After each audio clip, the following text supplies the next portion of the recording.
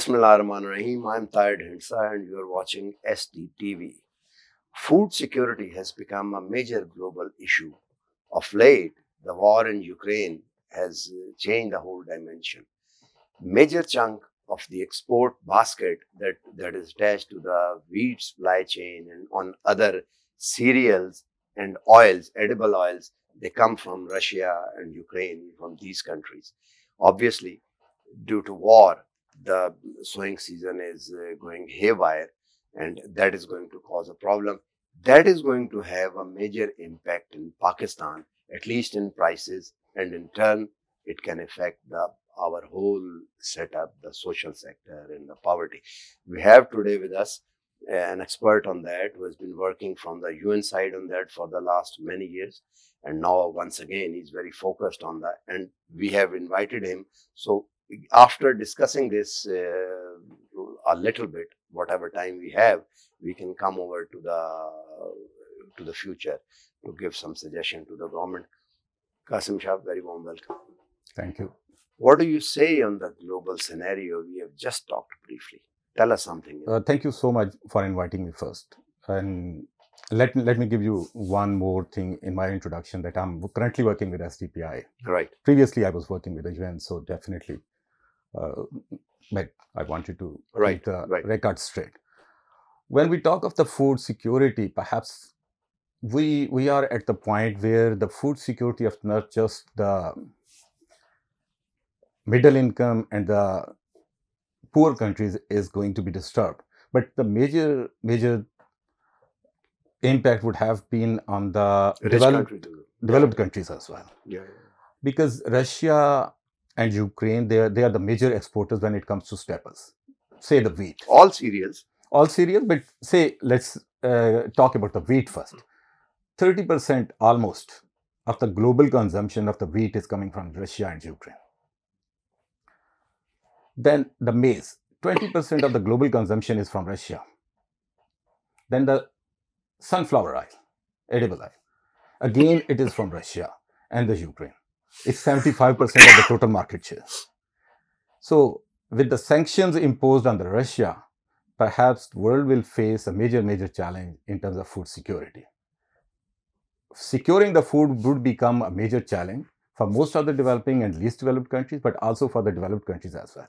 And therefore, if we look into the global trading system now, the European Union have announced certain relaxations for the Latin American countries, say Argentina and Brazil. They are going to be the major beneficiaries in terms of these sanctions on Russia and Ukraine. They have allowed them to, they can buy something, or they have waived off their debt or something? They have given them some relaxations on the tariffs and other structures as well. So perhaps they're going to some be trade concessions. Definitely. On the standards and other things, they might be compromising a bit. Right. That means that there will be a major shift now. And if, like, the global production of roughly 10 to 15% was always been used as a food aid. So countries which are already dependent on the food aid, they might not be receiving the commodities, the in-kind commodities.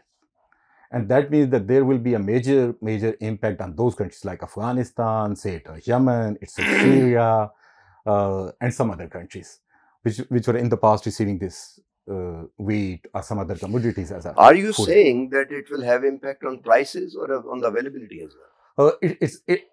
Or both? On both. Right. Availability, because the countries will be more concerned now that whether they should export some extra commodity or the produce they have with them. That's the first thing. And that will definitely going to impact the prices as well.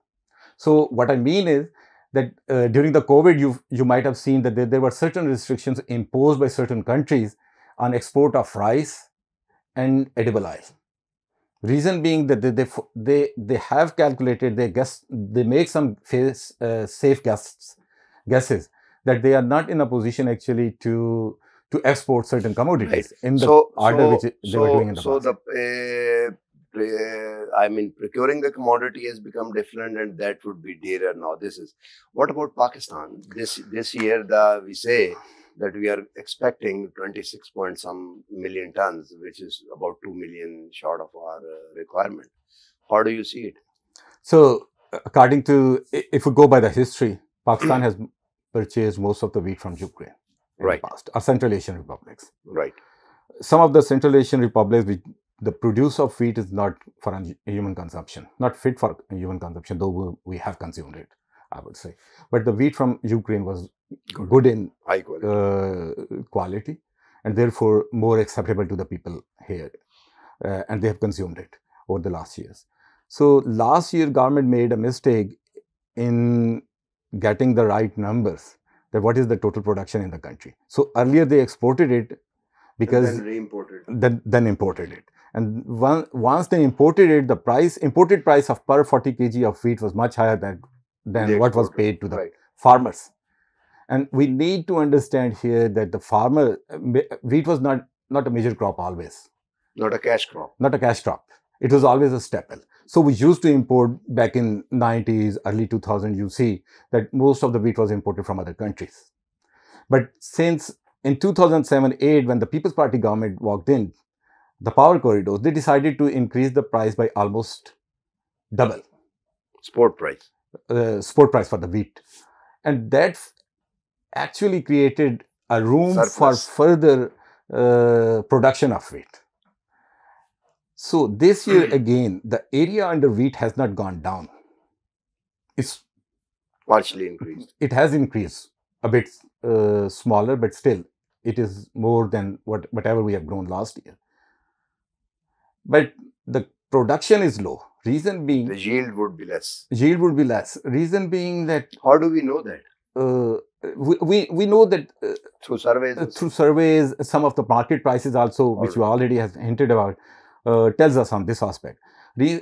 Most of the input prices has increased.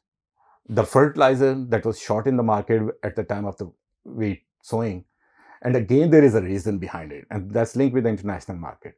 Russia, as one country, holds a market share of 15% of all nitrogenous fertilizers across the globe.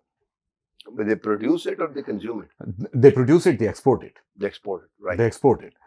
And this 15% global share means that if this is not coming in the market, prices will further increase. And perhaps this year the farmers have applied less fertilizer. Next year, if the prices further increase, perhaps there will be further shortfall in the wheat production.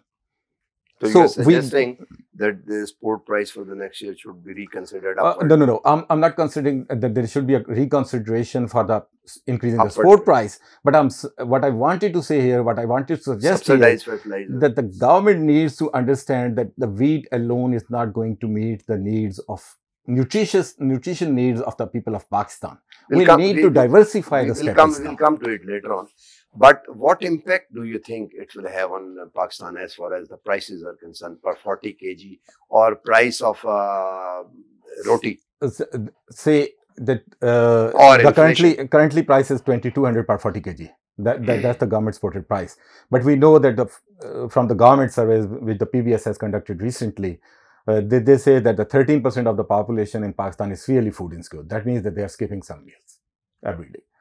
30% is the population which is moderately food insecure. 43%, that means the 43% population is roughly food insecure in Pakistan. That's exactly coincides with the numbers of the poverty which are in the market right now from different sources. But let's talk about the more credible sources. The World Bank states that it's 37.6%. And if this is the case, perhaps the nutritious food availability, which was not available to 60% of the population in the past. But if you just come to the, caloric need, which is 2350 kilocalories. 50 kilo per adult. Per day.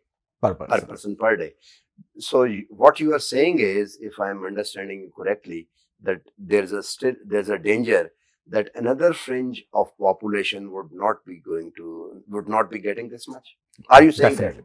Definitely. Currently, if we look into the numbers in terms of the caloric consumption, an average Pakistani is receiving only 1780 kilocalories per day per person, whereas the requirements by the government is. So the conclusion up to this point is, because of already there was some scarcity if we take the caloric need, but because of the international scenario this year, because of the prices, it will have a major impact on poverty numbers as well and inequality both. What is the way forward then? Way forward. So, in the past, we used to talk about the food secure countries. Right. Perhaps this is now time that government should talk about the food sovereign country. Right. And for that matter, we need not just to increase the production of certain staples, but need the food basket. At some point in my age, we used to consume. Difficult, do you think? No, it's not very difficult. I mean, if you are attuned to consuming wheat and salan, and the gravy, then it would become very difficult to ask you to consume rice or something, or maize even. Let me give you one example. Back in 70s, up till late mid 80s, Russia was a net importer of food. Say it wheat, say it maize, any other food crop. But today is one of the leading exporters. The way they have achieved it is basically by changing their food habits. So we can do this in Pakistan, that we need to diversify our food basket. It should not be just wheat based, because rice. It could be maize, it could be sorghum, it could be millet, which are more nutritious, which are more gluten than the wheat, which is going to meet our requirements, nutritious requirements. I mean, much more easily than the wheat. Culturally, it takes. I mean, it will take generation. Again, let me give you one example from Pakistan, that in some of the hilly areas still maize is the staple. In some areas the rice is the staple. In Punjab, in the morning, as they say, makai ki roti. Yes, reason being that some of the restaurants which have recently emerged, but now you will see become a delicacy only. True, I do agree with you, but the thing is that to become a food sovereign country, and food sovereignty doesn't mean that we are just dependent on the international market. It means that we have to protect our crop from the certain diseases as well, which could result into lower production. Like we used to have this rust and smut in wheat. This year again, because this year we are going to import like 2 million ton, roughly 1.5 million ton from the international market, and perhaps the government should be quick, because the European Union has started reaching out to Argentina, they have reached out to India, they have reached out to some other countries like the US to secure their contracts for to make the food available for their citizens. And we should keep in mind that this is the right of the citizen. Food is basic right of the citizen. So the government is obliged to provide the food to all its consumers. One way is that the people talking about the but subsidy. What about its impact on inflation? Government should give subsidy or something? There are people who are talking about the price sensitive index, using it for providing to protect certain like the 40% of the population from the impacts. And what the government is proposing is basically that they are going to cut the subsidy on the fuel prices. If the government cuts the subsidy on fuel prices, it's definitely going to add up on somewhere. Like in the transportation cost would increase, it would also increase the other energy costs. I mean, if you increase the price of diesel, then the sowing season is coming and no, but they are subsidizing for certain quarters. So no, the tractors. So we assume that at this point of time, the government, whatever the government's plans are, it's not going to overshadow whatever is happening today. So we need to be cautious. The government can take a safe guesstimate before basically introducing a new policy. And perhaps I would suggest at this point that yes, we need to provide food to the people, but we should also not. There should be a balance between meeting other needs as well, because it's not just the food only, but the 70% of the income of the poor goes to meet the food needs. Obviously. So 30%. Whatever is basically how the government can make improvements there. Food and fuel. It's the health expense as well. So how the government can help actually, how this health card system can be further strengthened. Are you saying that there should be some immediate relief to at the lower end of the rung? On food at least? Definitely. And this should have always been subsidizing or whatever. This should have always been there.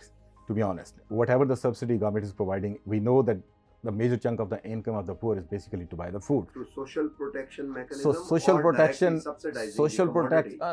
it should be social protection mechanisms. It should be very well targeted subsidies offered. And I remember in my age that there used to be the food ration system, and Yeah, perhaps the Russian cards. the Russian cards. So People's Party there is introduced that. Yes. there could be one possibility that still the Russian cards are issued to the beneficiaries. So because whatever the food is subsidized and provided within the utility stores, usually the quality is not that good. So basically we are compromising on the health by feeding people inappropriate food. But that Russian card, if I remember correctly, that was for everyone, not only for the poor. But now you can target it. Just last word, I would say that this whole thing needs to be understood. At one point in the history, oil was used as a weapon. This time, the food is being used as a weapon. So the government should start thinking about it, that how we can make this country food secure as well as food sovereign. By making the country food sovereign, we mean that we are shielding it, protecting it from the external shocks, whatever it is. Right. So it was very comprehensive, but the concern is that if we accept that they can be used as a weapon, it simply means that that can cause civil unrest and it can implode. So obviously it was a program, we have heard that subsidy should be given targeted, and there should be some social, but the issue is very serious because food is basic. If you don't eat, you don't, for living, for doing all other things, you need food for that. With this, we come to the end of the program. We'll bring more program on the subjects. Please keep watching our program, and if possible, log on and give your comments so we can do programming on the other areas you want. Goodbye.